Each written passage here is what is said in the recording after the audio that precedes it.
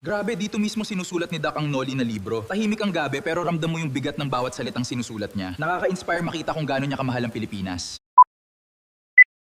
Guys, kasama ko ngayon si Doc dito mismo sa Intramuros. Sobrang surreal makita ng personal ang buhay noong panahon ng Kastila. Pakiramdam ko parang bumalik talaga ako sa kasaysayan.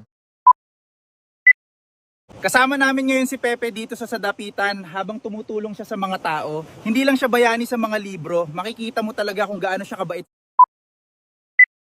Nasa Manila Bay na kami ni Pepe at iba yung saya sa mukha niya habang nakikita ulit ang Pilipinas. Ramdam mo talaga kung gaano niya kamahal ang bayan natin. Nakakaiyak makita to ng personal.